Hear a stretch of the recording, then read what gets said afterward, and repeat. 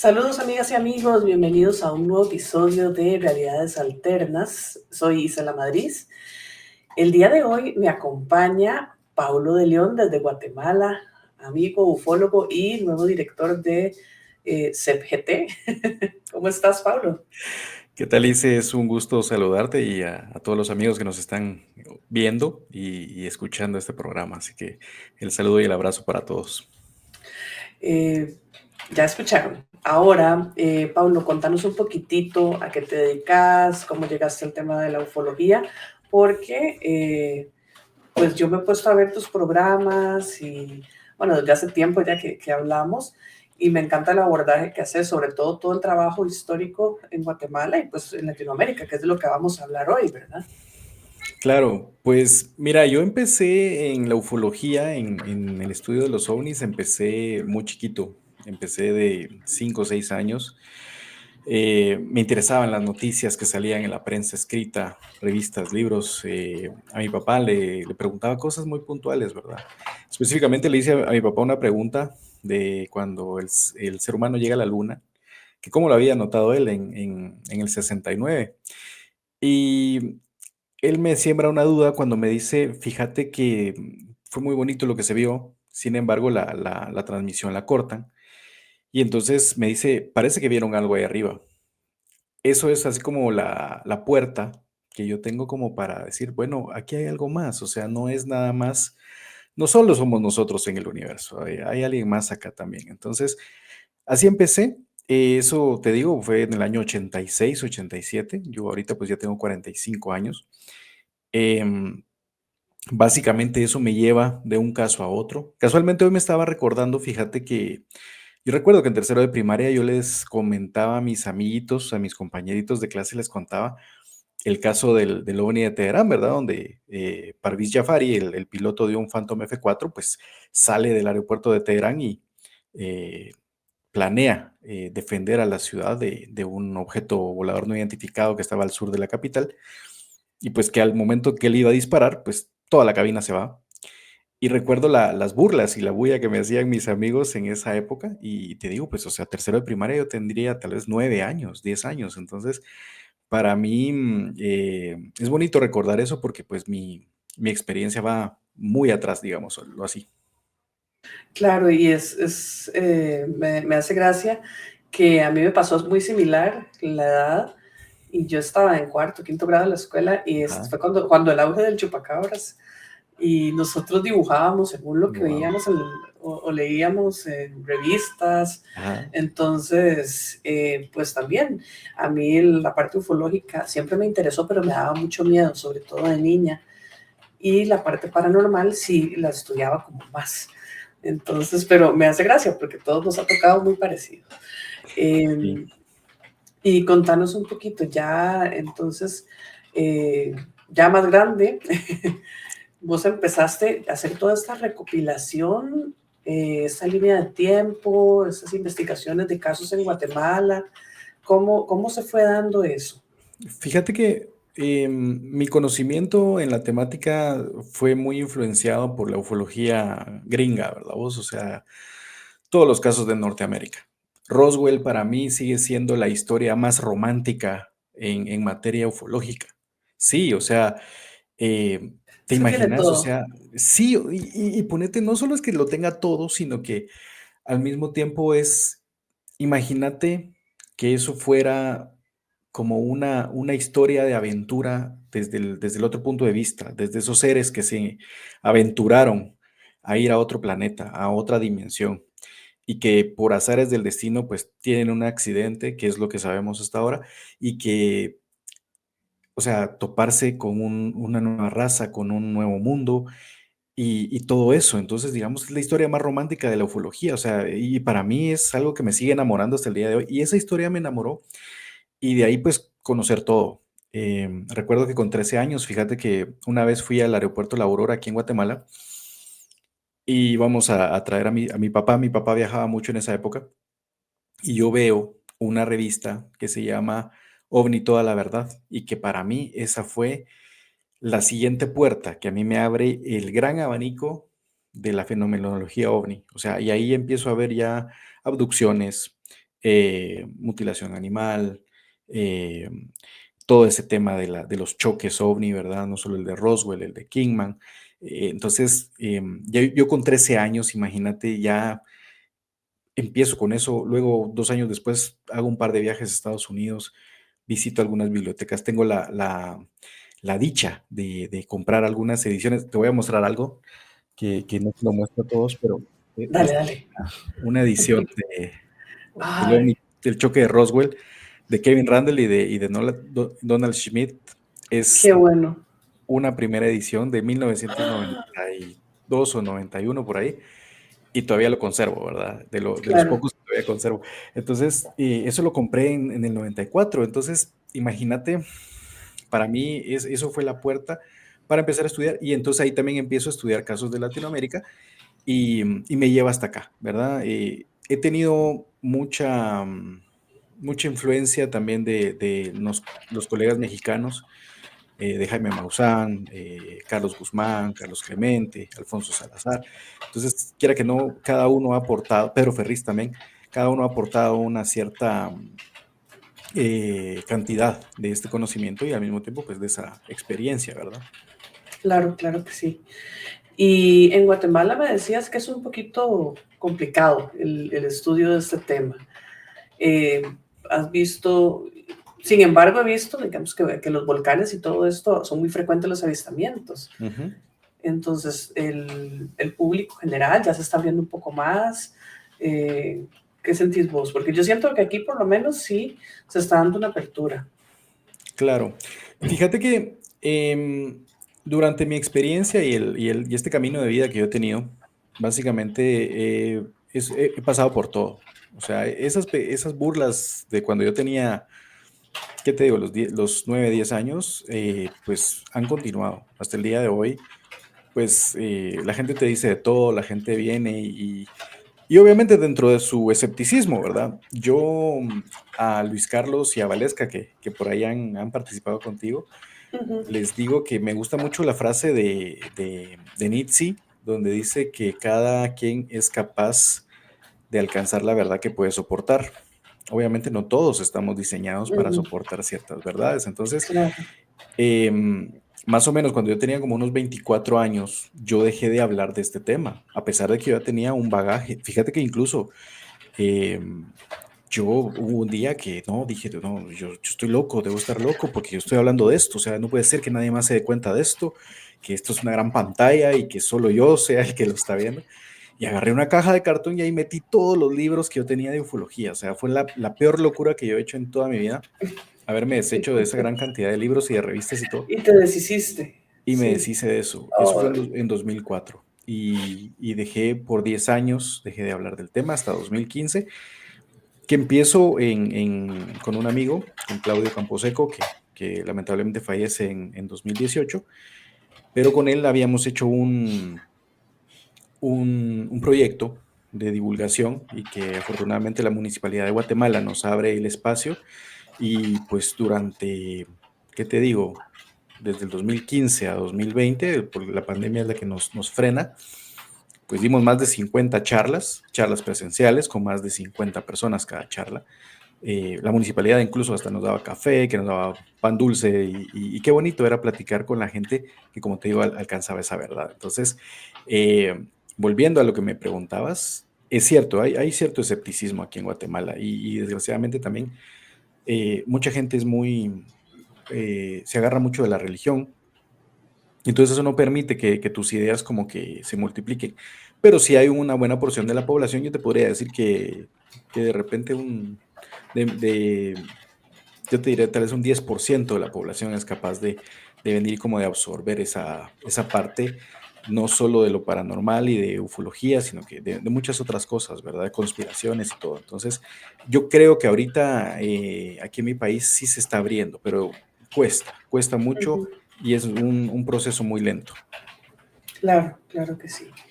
Ahora, entrando en materia, dentro de la investigación, bueno, has investigado casos que vienen desde la época casi que de la independencia, ¿verdad?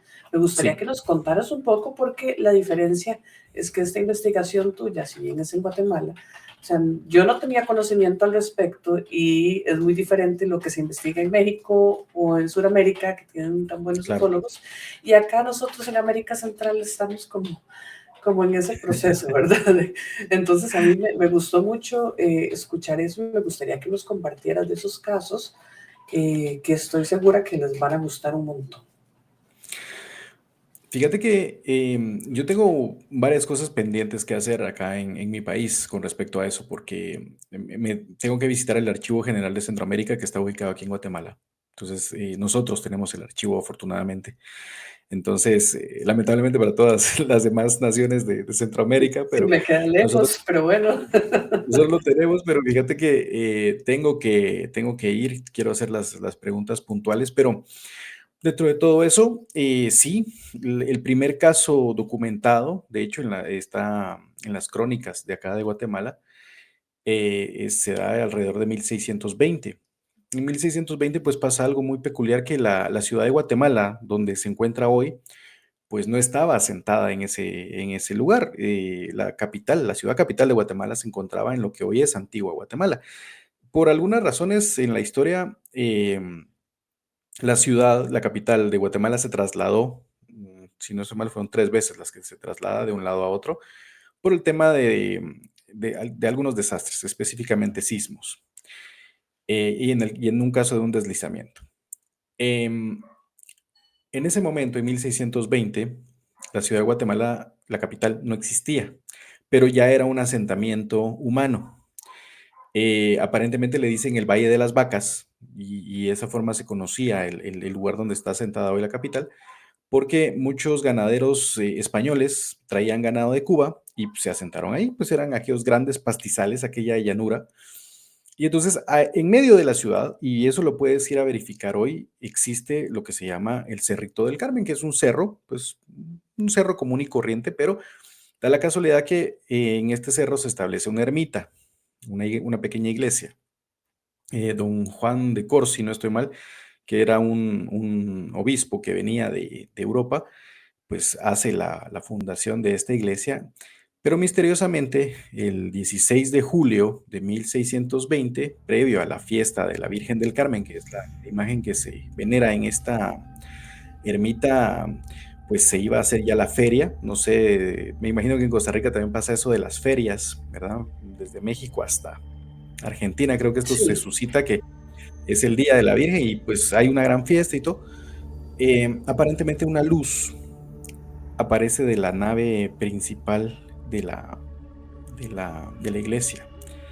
Y entonces cuando aparece esta nave, o bueno, mejor dicho, esta luz de la nave, empieza a emitir un fluido incendiario y empieza a incendiar pues todo el pastizal del cerro que está alrededor de la iglesia.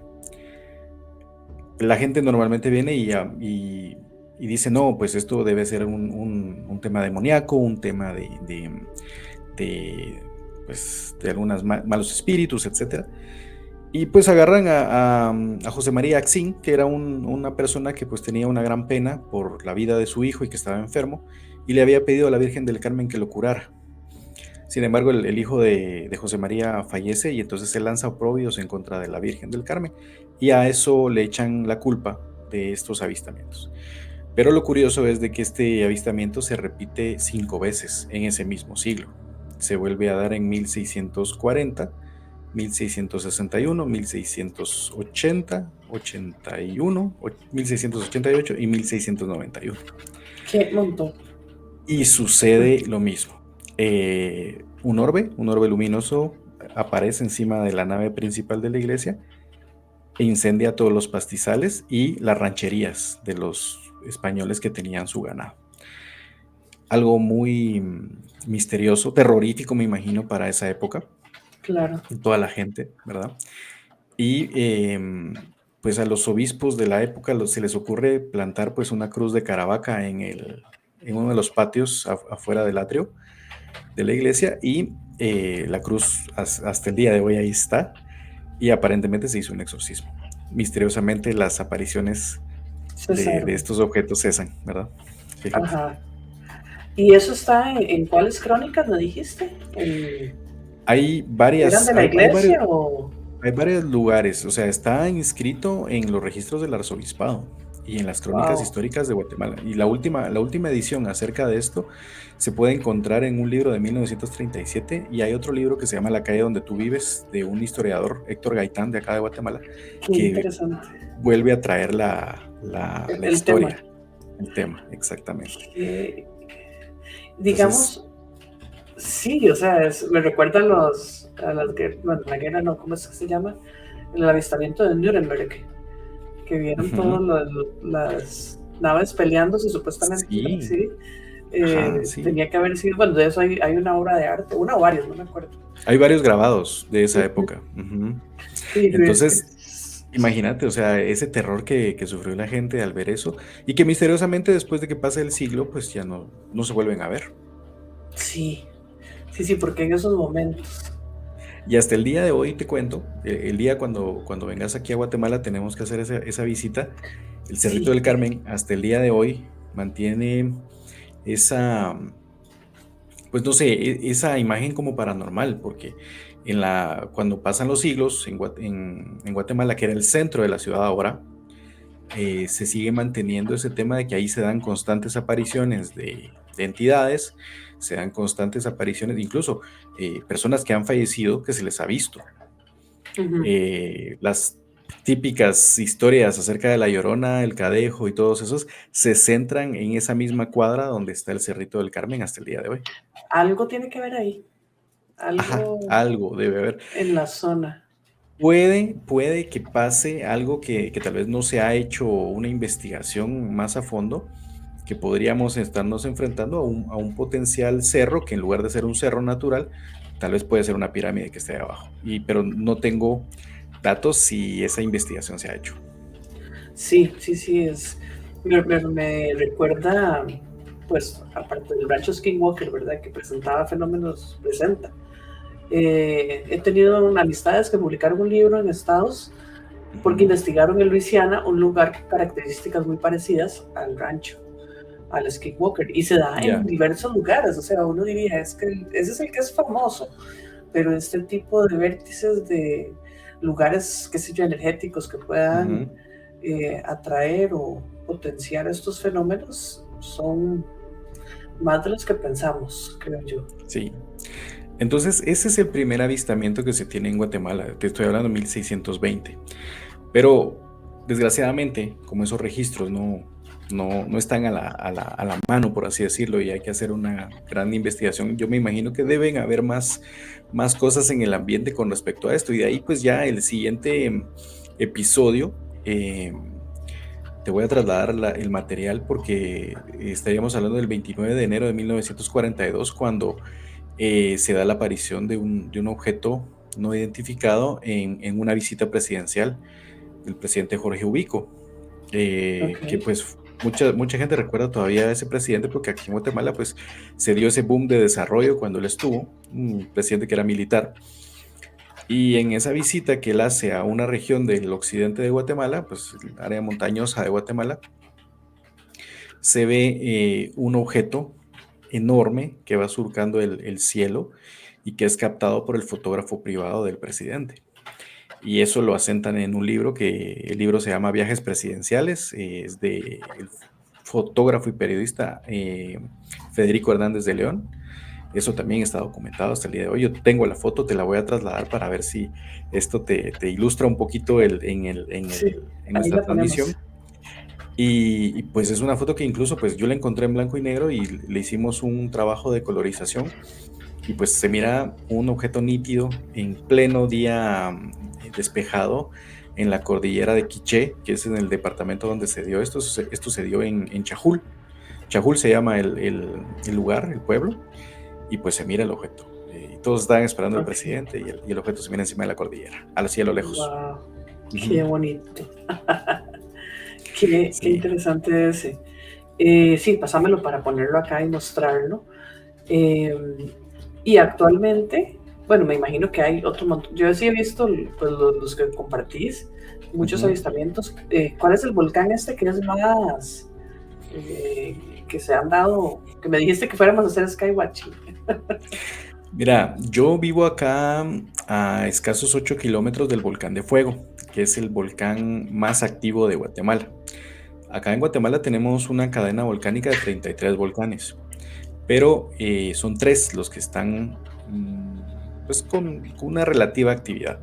Y los tres son tres volcanes que tienen actividad totalmente diferente, porque los tres son volcanes de una forma y de un fluido magmático diferente. Entonces, el comportamiento es totalmente diferente. O sea, tenemos el volcán de Pacaya, por ejemplo, que es como un fluido viscoso el que expele, algo así como el Kilauea, algo así más o menos. Ujú. Pero el volcán Santiaguito y el volcán de Fuego aquí en Guatemala son muy explosivos.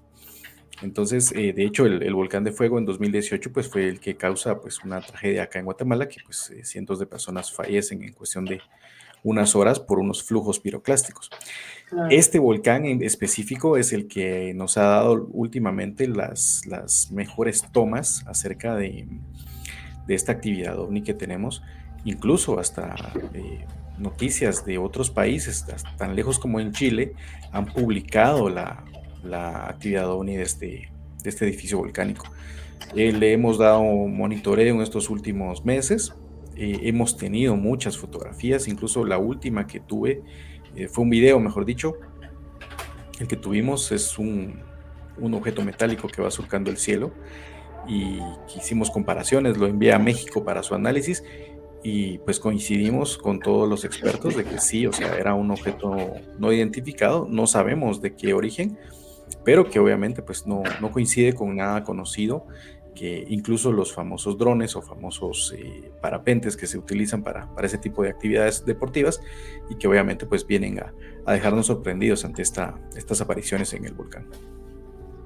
Ok, sí, ahora también quiero que me las mostres Sí, para sí, ponerlas acá. te lo voy a trasladar, no te preocupes. Ahora, dentro de lo que es Honduras, El Salvador, inclusive Nicaragua, ¿has tenido reportes? ¿Te ha llegado a casos así como, yo sé que de acá, pues hay algunos que el lago Cote y todo eso que son muy Ujú. famosos, fotos que han dado la vuelta al mundo, pero no sé, del resto de Centroamérica, también en cuanto a los ufólogos, me comentabas que tenías también un amigo por ahí en Honduras, pero ¿has podido investigar o qué casos te han llegado? Mira, de lo que yo he sabido de Costa Rica específicamente es que Costa Rica tiene la fotografía más, una de las fotografías más famosas que ha dado Centroamérica, que es de un avión que pues, El, el- ajá, el lago estaba Cote, haciendo van a ver si- exacto, ajá, y es un avión que está haciendo un tema de reconocimiento de tierra, ¿verdad? O sea, y que va pasando encima del lago y que capta este objeto así en forma de disco. Para mí ese avistamiento, pues y esa fotografía en particular es una de las mejores que se ha captado aquí en Centroamérica, porque pues, o sea, no hay forma de refutarlo. Es que un avión militar que está haciendo un reconocimiento de la topografía, pues básicamente es fotografías esa, exactamente, el Ujú. lago Cote. Esa fotografía, pues como te digo, están haciendo un registro fotográfico de todo el territorio costarricense y pues ahí aparece, ¿verdad?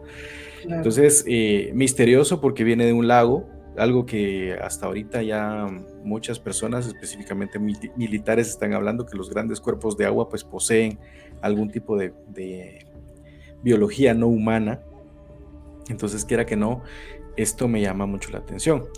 Eh, Tengo también, si no estoy mal, que hay una persona de apellido Rincón que es un Ujú. contactado en Costa Rica, Correcto, Castillo ¿verdad? Rincón. Castillo Rincón. Ay, espérame, Eduardo Castillo. Eduardo, ajá, sí. Sí, sí, sí, sí, Él sí. me han contado que él ha tenido experiencias de contacto, que es uno de los pocos contactados que Centroamérica, bueno, lo que pasa es que no puedo decir que no han habido contactados aquí en Centroamérica porque realmente parte de ese, ¿cómo te digo? De esa parte que no se sabe de la ufología de Centroamérica es porque la gente no te quiere contar. No hablan.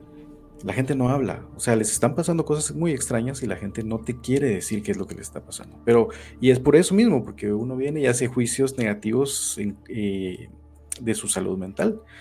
Entonces, nadie viene y nadie te cuenta. Entonces, el caso de Rincón es muy importante porque es de los, incluso creo yo que hasta él tuvo eh, algunos avisos de catástrofes que se iban a ir dando con el pasar de los años, ¿verdad? Sí, sí, sí, hubo toda una parte de profecías y inclusive muchas instrucciones y cosas que le dieron. Es un caso yo no lo he investigado ampliamente, sí está pendiente, pero eso seguro lo vamos a conversar un día con Cindy y Alejandro, decía él, Ok. que está pendiente también con ellos. Ellos sí conocen más ese caso.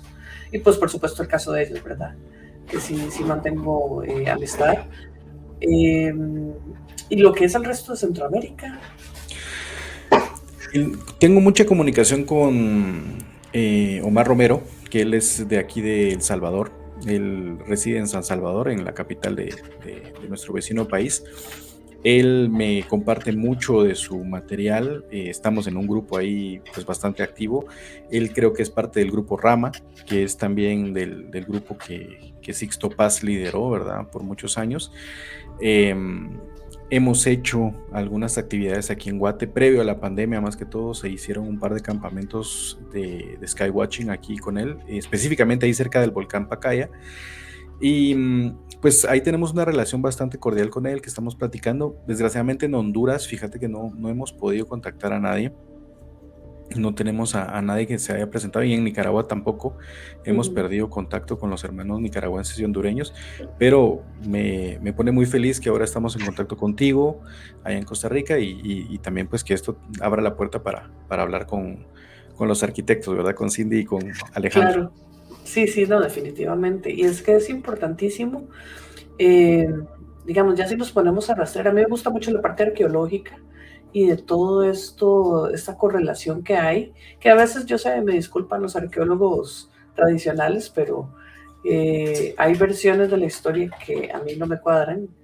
Eh, Inclusive la parte de los petroglifos, que ahora que los que están en Colombia, eh, o sea, hay una similitud tan grande y representaciones de cosas. Ellos pintaban lo que veían, ¿verdad? Sí. Entonces, todo eso me deja pensando, o sea, y ya verlos acá, por acá, voy a poner una foto, ahorita la busco, si no la pongo en la edición, que fue un petroglifo de la región de Orosi de Guanacaste.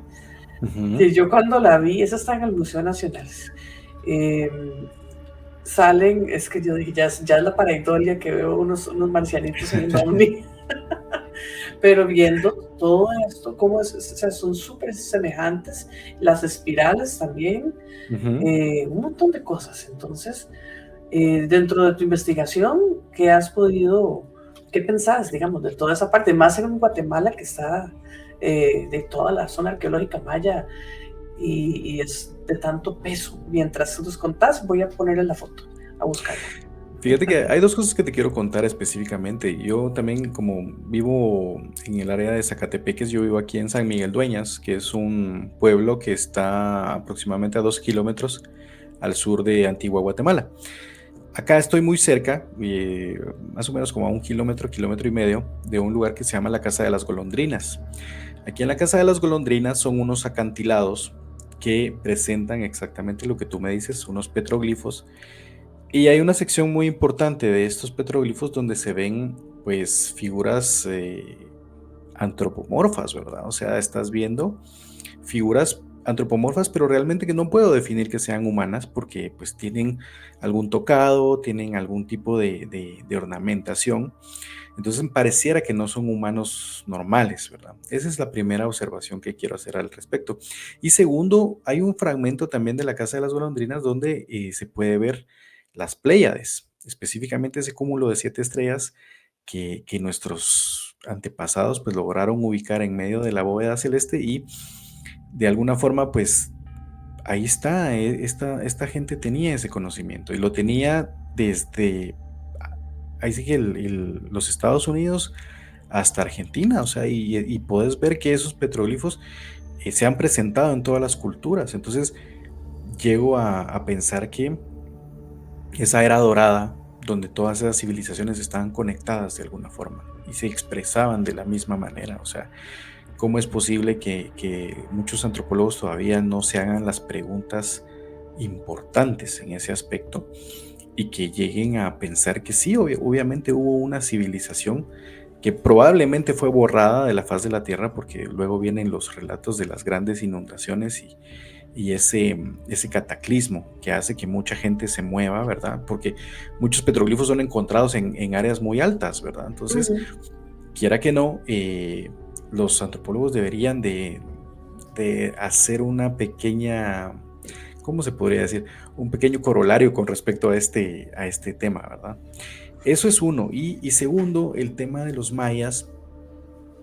Fíjate que he revisado algunos textos y lamentablemente no en habla hispana, pero que hablan acerca de que muchas personas aquí en Guatemala sí le han confiado a otros autores, autores en otros idiomas, acerca de la presencia de unos seres que se estableció aquí en Guatemala, específicamente en Mesoamérica, y que provenían de las estrellas, según lo que cuentan esas historias, y que ellos tenían ese acceso a estos mapas estelares. Entonces, coincide mucho con lo que te estoy contando, ¿verdad? Esa expresión gráfica de estos primeros pobladores de acá de Guatemala, y que pues quiera que no, esa herencia se traslada a los mayas, ¿verdad? Que pues, estamos hablando de la aparición en el 2000 antes de Cristo, y que pues luego a los primeros 500 años después de Cristo, pues misteriosamente desaparecen los mayas y pues corren las teorías de que pues ellos evolucionaron, se fueron con estos seres de las estrellas. Y Ujú. por otra parte, pues podrías escuchar a otros autores que dicen que ellos pues fueron los que migran a la parte central de México y que es donde se da ese contacto ya con los españoles, ¿verdad? Claro. Ve, te voy a poner acá. Este es Ujú, el que te decía. ¿Lo claro. habías visto? ¿Sí lo Sí, sí, ya conocías? lo había visto, sí. Ujú, Ujú. No sé si, digamos, cuando yo lo vi, yo decía, es que tiene cosas interesantes, a pesar de que uno puede decir, ujú. bueno, es que son muy creativos, o eran muy creativos, pero lo que llama la atención, sí, son antropomorfos, las antenitas, uno va a decir que es que no parecen sombreros ni otro tipo de cosas.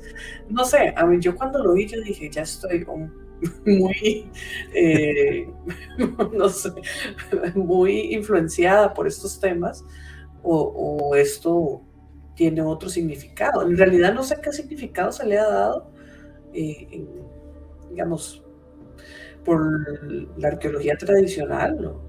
Ujú. Simplemente me llama mucho la atención. Sí, Y sí, yo creo que ahí nos estaban tratando no nos trataban de decir algo, porque pues, o sea, obviamente yo creo que ellos no tenían ¿cómo te digo? Esa forma de ver hacia el futuro, pero estaban dejando un registro de algo que ellos vieron, o sea, eso sí es innegable. sí, y me llama mucho la atención las espirales, estas que Ujú. aparecen en todos, en los de Europa. eh, Cada vez que veo algo, inclusive de allá, me aparecen esas espirales. Yo, ¿qué era lo que significaban? Sí, ¿A qué ese se misterioso parecen? tocado Sí, que le ves a a las figuras también, o sea, eso se repite aquí en los petroglifos de acá de Guatemala. Entonces, también te lo voy a trasladar para que tú lo veas y que puedas hacer una diferencia entre ambos, ¿verdad? claro. Voy a quitar este para, para luego compararlo ahí en la edición final. Los ponemos. Entonces, deja mucho que pensar todo esto. Mira, y como te digo, Guatemala encierra muchos misterios, porque ciertamente yo aquí me he enterado de muchas cosas, y como te lo digo, me siento dichoso que ya mucha gente pues llega conmigo para contarme cosas. No hace mucho, cuando estábamos dando este ciclo de charlas en el Centro Histórico de Guate, llegó un amigo, pues ya lo considero un amigo porque pues ahí lo conocí y empezó a llegar recurrentemente y nos contaba ciertas historias. Y una de esas historias que me contó fue que en una ocasión en un destacamento militar que está muy profundo en la selva de Guatemala, en este territorio entre Alta Verapaz y Petén, se presenta una entidad humanoide, ¿verdad? Una entidad, pero que no era humano, una entidad extraña con rasgos como de lagarto, y que misteriosamente pues entra al destacamento. Los soldados del ejército de Guatemala pues abren fuego, lo persiguen, el ente entra en el destacamento y sale en el otro extremo y obviamente pues le abrieron fuego en contra del ser. No encuentran nada en la noche y al día siguiente, pero no era un ser humano. O sea, estamos hablando de un ser de aproximadamente 2 metros, 2 metros 50, que entra de forma violenta al destacamento, es herido en esta escaramuza y que pues al final de cuentas no logran encontrar el cuerpo. Parece que sí encuentran rastros de sangre, sin embargo el cuerpo no lo encuentran y después de varios impactos. Entonces esa es una de esas cosas que la gente te va contando y que te van diciendo. Y así como hay otras personas que te van contando ciertas experiencias de abducción. Por Sí. ejemplo, en estas charlas también llegaba mucha gente preocupada, ¿verdad? Porque sabían que estaban teniendo estas visitas, fíjate. Sí, no, a mí también ahora la gente con los programas y con todo esto, la verdad a mí me gusta hacer todo este tipo de videos para darle difusión, que la gente se sienta más a gusto, que Ujú, entiendan y que puedan compartir sus experiencias, porque para poder estudiar los fenómenos, independientemente del que sea, ocupamos testimonios, ocupamos recopilar los casos. Y así, a mí hace poco un muchacho me dijo que estaba preocupado porque había tenido 2 encuentros diferentes con grises. No sé si yo te lo ujú, comenté. Uno que era de los pequeñitos me contó que estaba ujú. cómo fue todo en el patio, como destapando como un basurero o algo así. Y luego unos días después en la casa de la novia, pero de día. O sea, el primero fue de la noche, pero el otro, y que fue una Wow. cosa de segundos, y que ese era igual, pero era alto.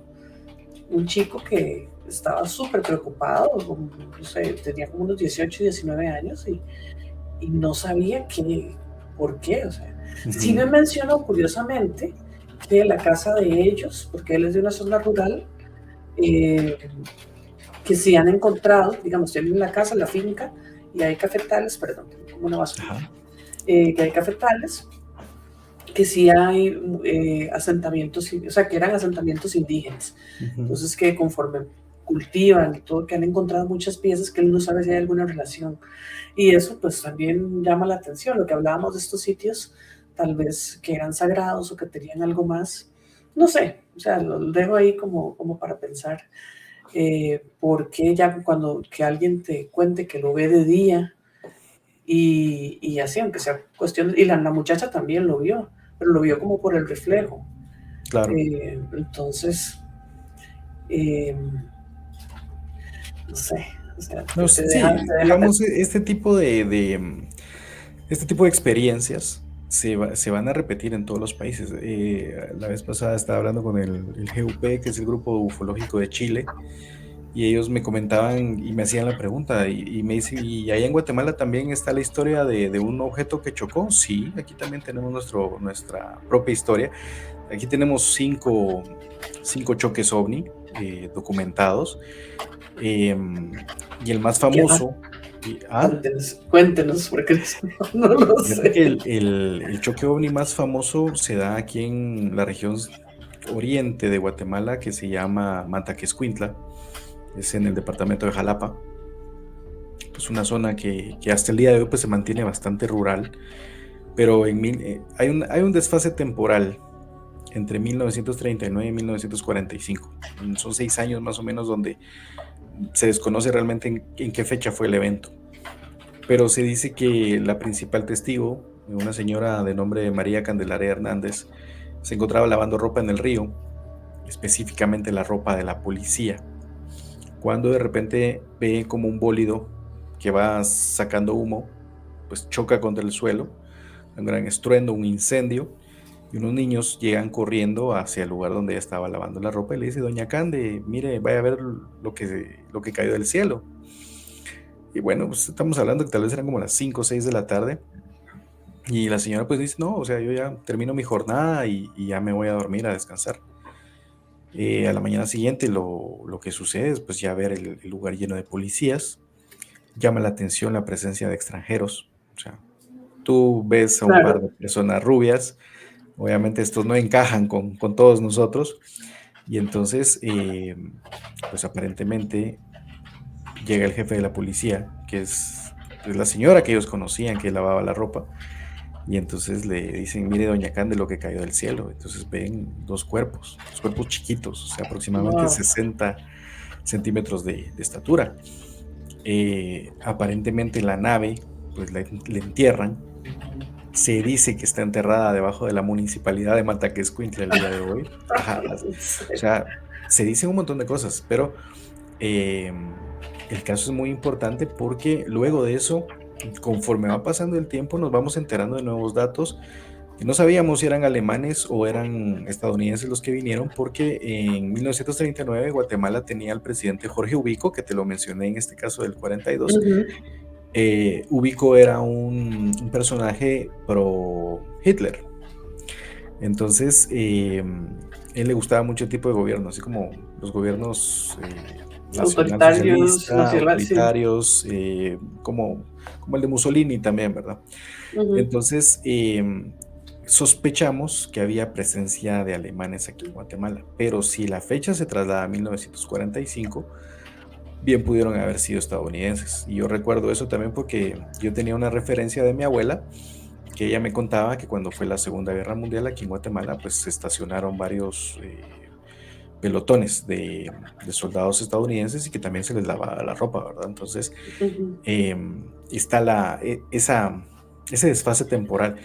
Y el último dato que te lo quiero contar y te lo quiero compartir de estos cuerpos, aparentemente, pues creíamos que se los habían llevado, pero me han contado últimamente que personal de la Embajada de Estados Unidos llega al Cementerio General de la Ciudad de Guatemala frecuentemente a hacer mediciones a algunas criptas con Mm. medidores Geiger, De radiación. correcto. Entonces, Ya sé dónde vamos a resulta, ir. ajá, tenemos que ir. Sí. La verdad, lo hablábamos con Luis Carlos porque estábamos con ese pendiente. Queremos buscar un contador Geiger y ir a buscar esas criptas. Entonces, es algo que está en el ambiente. Es el caso más, como te puedo decir, tal vez el caso más sonado aquí en Guatemala de eso que pasó. O sea, todo lo demás yo lo he ido recopilando. Sin embargo, ese es el caso que más se conoce, el caso del choque ovni de Mataquescuintla. Wow, sí, ese no tenía idea, la verdad. No lo Sí. conocía y ya sé de lo que vamos a ir. Y me voy a ir varios días, bastantes días cuando vayamos. Tenemos demasiado que Sí, hacer. No, sí, wow. hay demasiado que hacer y muy poco tiempo para hacerlo. Sí, sí, sí. Y es que Guatemala es bien grande. Aquí es Sí, chiquitito. sí, aquí, bueno, a pesar de que también, como te digo, o sea, sí, en un buen día podría recorrer Guatemala, digamos, transversalmente, o sea, en cuestión de la latitud, o sea, podríamos empezar en la frontera con México y terminar en frontera con El Salvador en el mismo día, pero nos llevaría unas 9, 10 horas, ¿verdad? Si no es que más. Sí, sí, sí, sí, sí. Ok, entonces, bueno, estaba ese caso. ¿Hay algún otro caso como ya más de abducción o algo así que te hayan bueno, comentado o que hayas investigado o no? Sí, sí, Sí, fíjate que hay algunos que no te los puedo contar porque sí, sí me han pedido que no los cuente, pero hay uno ok. que sí. Sí, no, ¿qué es lo que puedas? Es que sí es que es bien. O sea, la persona que lo sufrió sí tuvo un despertar. Él tuvo un despertar, o sea, él sí ama en ese despertar de su experiencia, es lo único que te puedo decir, en el despertar de su experiencia, él se pudo dar cuenta que sí le hicieron algo, porque él Ujú. despierta con una evidencia física. Claro. Pero yo la historia que siempre cuento es una que una señora me llegó a contar, pues ya una señora de unos 58, 59 años más o menos, me llega a decir que ella cuando era niña había salido a jugar con sus amiguitas. No sé si ahí en Costa Rica barranqueaban ustedes, se iban a meter a los barrancos Sí, ir a a jugar al jugar, campo, más que a los a jugar cafetales, al les campo, decíamos. ¿verdad? Sí, ok. Acá, como aquí en la ciudad de Guatemala, digamos, está la parte plana de la ciudad y hay barrancos, o sea, hay muchos acantilados, por así decirlo. Entonces una zona está de este lado y la otra zona está del otro lado del barranco. Entonces muchos niños salían a jugar en aquel tiempo, ahora ya no sé si se hace, yo creo que no, por temas de seguridad. Ujú. Pero esta señora me contaba que había salido con sus amiguitas a barranquear, específicamente la zona 16, que la zona 16 de Guatemala es un lugar donde me reportan mucha actividad ovni. Incluso hay un caso paralelo, que te lo voy a contar también, que esta señora, cuando dice que y estaba jugando con sus amiguitas y de repente vio como un disco metálico, baja, con diferentes luces de colores, y ella solo recuerda que todo se apaga. Al, a las- Al tiempo, pues los papás preocupados, ella regresa a su casa y los papás pues le dan una gran regañada por haber llegado tarde, y entonces pues ella nos explica por qué se perdió tanto tiempo en algo que ella había pensado que habían pasado 5 minutos y ya habían pasado alrededor de 2 horas. Eh, pues el evento ahí queda, ella pues se queda extrañada de ese tiempo perdido. Sin embargo, con el pasar de los años, el día que ella llega a una de estas charlas que estábamos dando en el centro histórico, me dice: Pablo, fíjese que yo creo que a mí me están visitando por la noche. Y yo creo que están llegando a verme seres que no son humanos. Y me cuenta la historia. Y me dice: hasta el día de hoy. Y yo quiero hablar con alguien. Quiero hablar. Afortunadamente estaba en la charla el doctor Oscar Padilla Lara, que es el ufólogo con más experiencias aquí en Guatemala, compañero de Oscar Sierra. Eh, el doctor Padilla pues le dice: mire, yo tengo el contacto de un regresionista, un hipnoterapeuta, que le puede pues ayudar en este sentido. Y pues ahí ya no supimos nada más el caso. Conforme hemos pasado con los años, estábamos más o menos ubicando ese evento como en 1975, 76, y alguien paralelamente me cuenta que vivía en la zona 5 y que él pudo ver cómo él, jugando de niño en el patio de su casa, vio como un objeto, un disco, pasa encima de su casa con las luces de colores también, y que empataría básicamente con ese evento también de la señora que De la nos cuenta. señora. Sí, Casi como el caso entonces, Manhattan. Casi la ve ajá, donde se la llevan. sí, exactamente. Entonces, y dice que él se tuvo que entrar a su casa con su hermano porque se aterraron de ver eso. Y así me han contado cosas de ese tipo, específicamente en esa parte de la ciudad, porque él vivía en zona 5, que la zona 5 lo divide un barranco de la zona 16. Ujú. Entonces, acá en Guatemala la ciudad está dividida por zonas. Entonces, como es una configuración bastante extraña la de la ciudad, entonces está como ordenada en zonas en espiral. Entonces, salió mejor ordenarla por zonas. Entonces, la gente te dice: ah, sí, yo tuve mi experiencia en zona 4, ah, yo tuve una experiencia en zona 1.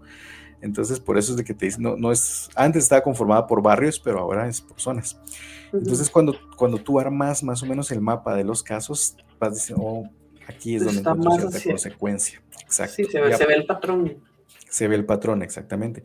Y así la gente te cuenta, o sea, que de cosas que han visto en zona 16, específicamente en ese barranco.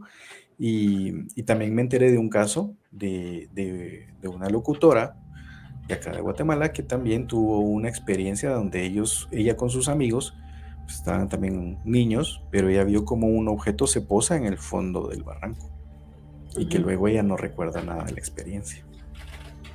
Ok. Entonces también hay tiempo perdido, hay algo que pasó ahí. Sin embargo, pues ella no elaboró más con todo lo que había pasado. Y es que eso del tiempo perdido, bueno, es característico de los casos de abducción. Y a veces que se dan avistamientos y la persona, pues como en este caso, no indagó más. Eh, Algo te iba a preguntar de. Ay, por decir eso se me fue, ahorita me acuerdo. Ah, del lago Cote, volviendo a la Ujú. foto. Ajá.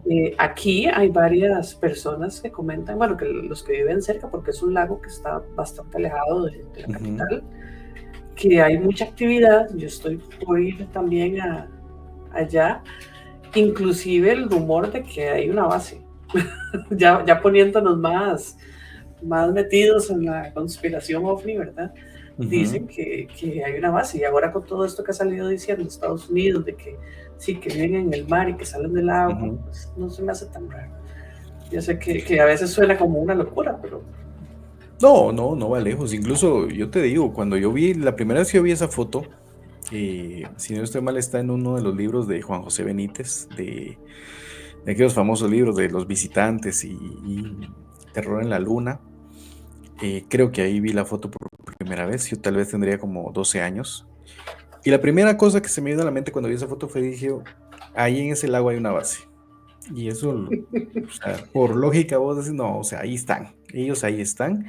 Y no me extrañaría, hoy por cierto, hoy que estaba viendo la televisión en la tarde, cuando no sé por qué uno de los canales presenta una de esas explosiones grandísimas nucleares que se dieron en ciertos lugares del mundo, pues no va lejos que estas explosiones eran por algo más profundo, ¿verdad? Ujú, puede ser. Esas explosiones nucleares tenían un tema no de experimentación, sino que ellos querían eliminar algo. Entonces, no Sí, sé, como las pruebas en el Pacífico.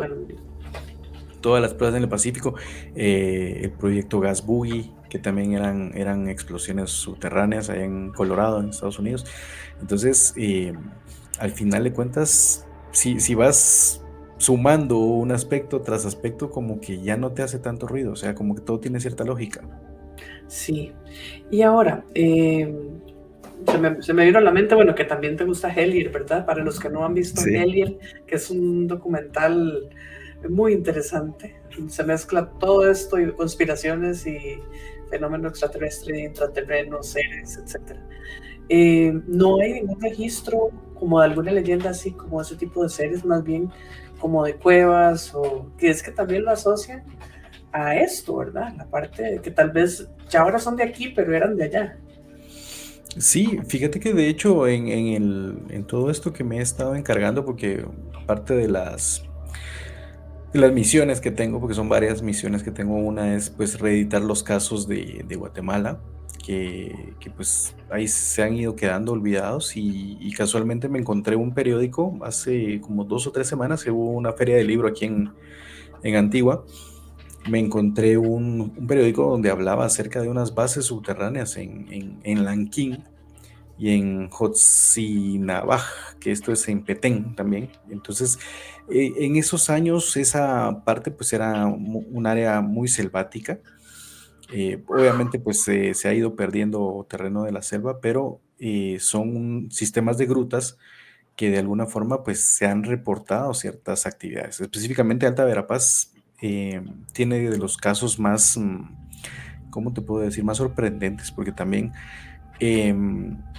no recuerdo si en 1975 el testigo principal de este evento cuenta que él en 1957 vio como un objeto también iba cayendo del cielo y él estaba solo, él estaba pues, básicamente en la selva pues, de Alta Verapaz, ve como el objeto cae y cuando él llega al lugar del objeto, él llega solo, pues ve que la nave está abierta, obviamente por el impacto, y él solo ve que sale una masa que se mueve, de Ujú, color púrpura. Y cuando él viene y la toca con un palito de madera, el palito se enciende en fuego inmediatamente.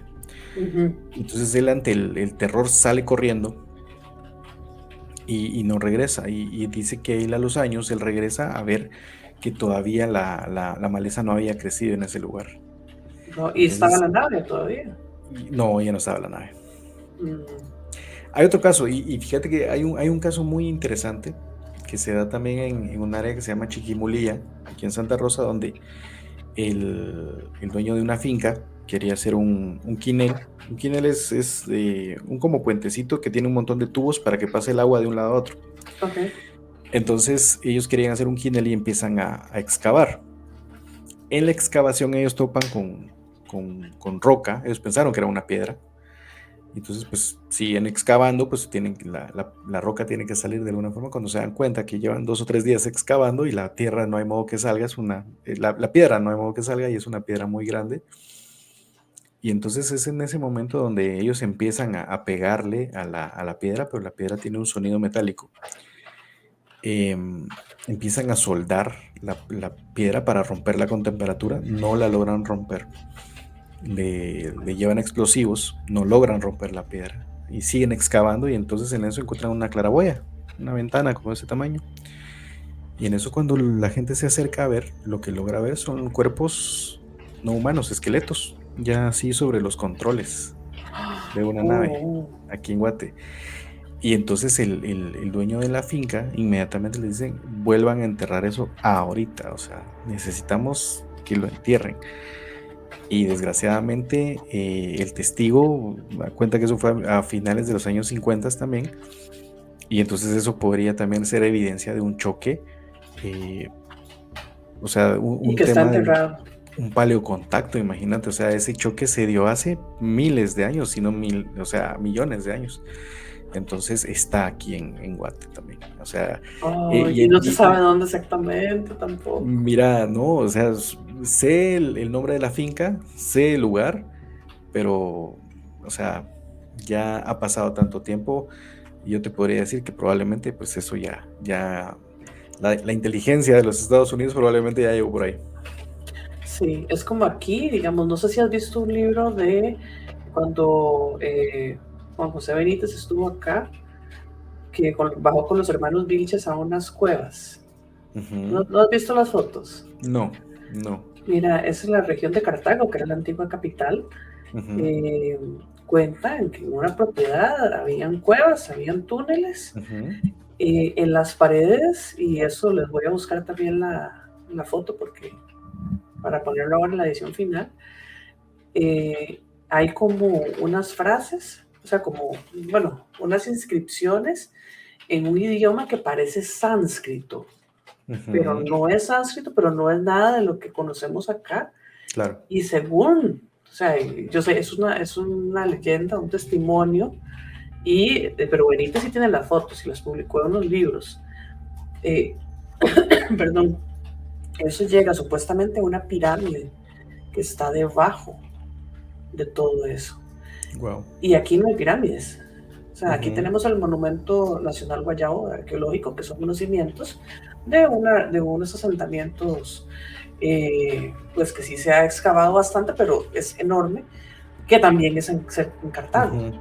Claro. Pero eso es lo que cuentan, y que Benítez dijo que nunca había visto algo tan impresionante como esos túneles y lo que vio ahí cuando entró con los hermanos Vilches, que ya fallecieron hace tiempo, y que los dueños de esa propiedad, cuando los dejaron entrar a ellos, pero salieron y que no querían la atención y nadie sabe dónde está, o sea, sellaron la entrada Ujú. y nadie sabe. Y ahora estamos Sí. tratando de averiguar a dónde es, porque si de verdad eso está ahí, haya pirámide o no haya pirámide, solo el hecho de que hayan petroglifos y todo, o sea, tenemos derecho a verlos y a todo eso, independientemente que sea algo relacionado con los extraterrestres o con algo así o no, es parte de la historia, y tiene que ser antiquísimo, porque, como te digo, acá no había, o sea, no hay cimientos de pirámides ni nada de eso. Claro. Entonces, también hay mucho que buscar, y a mí me Y, encantaría ir a meter en esos y ahí es túneles. donde te das cuenta que básicamente, bueno, en el tema ufológico, pues la ufología es ese fenómeno que de alguna forma pues conecta muchas ciencias y conecta muchos fenómenos conexos, ¿verdad? Porque hace poquito también en un podcast hablaba alguien y me decía, mira, pero ¿dónde se relacionan los Anunnaki y todo eso? Bueno, los Anunnaki es un nombre genérico para llamarle a esta supuesta civilización que viene de otro planeta y que se asienta aquí, que dicen que nos crean al ser humano como un experimento. Pues tendría cierta relación, ¿verdad? O sea, si armas nuevamente, si pones todas las piezas del rompecabezas, pues empezás a ver el mismo color en todas las piezas, Ujú. o sea, empezás a ver Sí, las mismas formas en todas las piezas. Y yo creo que tal vez la arqueología, la antropología y todos esos que también bien podrían ser ciencias que podrían, digamos, financiarse para encontrar resultados que no son los correctos, eh, hace falta que se pongan a trabajar en eso. Hace falta que se pongan a trabajar en eso y que encuentren realmente ese hilo conductor entre lo que pasó antes y nuestra civilización actual, ¿verdad? sí, porque igual cuando descubrieron Göbekli Tepe y Karahan Tepe, ya fue el sacudón mayor que se pudieron dar a la línea histórica eh, tradicional, por decirlo así, lo que quería que se supiera, ya eso iba en contra de todo. Y pues yo creo que de ese tipo de asentamiento, tal vez no solo en Turquía, o sea, puede que hayan cosas ocultas aquí también y no tengamos el acceso, pero hay que buscarlo y hay que seguir investigando. Eso es Sí, hay que seguir lo que adelante, dice. dice, y para eso en equipo. Sí, sí, a mí me tiene muy Sí, emocionada todo el hecho de esta colaboración y tener equipo hermano allá para poder en algún momento, ya sea que ustedes vengan, nosotros vamos, y hacer esto que nos apasiona, que al final no es que nos queremos inventar cuentos, al final queremos recopilar y dar difusión a esas historias, a esos testimonios y pues obviamente a lo que encontremos de evidencia, si es que encontramos. sí, Pero las hipótesis son válidas, porque si no, no habría investigación. Entonces, sí. Fíjate que casualmente hoy estaba viendo pues el trabajo de un colega arquitecto y me gustó mucho lo que él decía, porque él se está encargando de hacer como una ilustración de los monumentos que han ido quedando. Le digo monumentos porque realmente en aquel tiempo eran edificaciones y que por los terremotos aquí en Guatemala, pues esas edificaciones se han caído. Y entonces él hace ilustraciones de cómo se veían esos edificios y esas edificaciones. Pero me gusta la forma en que lo pone, porque él dice mis hipótesis. Dice él. Entonces, y la pregunta es, ¿pero por qué le llamas hipótesis? No le decís es un boceto, es un bosquejo, es una ilustración. No dice porque es la interpretación de mi conocimiento. Puede ser que el día de mañana venga alguien con mayor información y que derrumbe mi hipótesis. Entonces es lo mismo, o sea, que la física al día de hoy tenga ciertos avances, eso va a ser derrumbado el día de mañana. Igual la biología, igual toda la arqueología, la paleontología, todas esas ciencias van a ser derrumbadas de alguna forma. La ciencia y el estudio es dinámico y yo exacto. espero que en algún momento todas nuestras ciencias que decimos que son paranormales ya sean tomadas en cuenta para hacer ciencias reales, ¿verdad? Claro, claro que sí. Yo veo que ya se va abriendo, ya se va tomando más en serio y pues es la idea. Y con esto es la idea también de que todos se den cuenta que hay personas que estamos en esto de manera seria y queremos llegar a la verdad. ¿Ok? Sí, sí. Objetividad Entonces, ante todo, ¿va tú? objetividad ante todo y pues nada, seguimos adelante. Mira, se me fue la hora, pero así rapidísimo. No la sentimos, No, no, no no, y aquí sentimos la podemos hora. seguir, pero no nos vamos a gastar, a quemar, como decimos acá. Entonces, Paulo, muchísimas gracias por este primer programa en colaboración. Van a haber muchos más, espero, en el futuro. Y a todos ustedes que se quedaron hasta el final, muchísimas gracias. No olviden suscribirse, darle like, compartir si les gustó, para poder seguir haciendo este tipo de contenido. Y nos vemos la próxima semana en otro episodio. Chaito. Chao, Vice. Un Chao. abrazo. Un abrazo.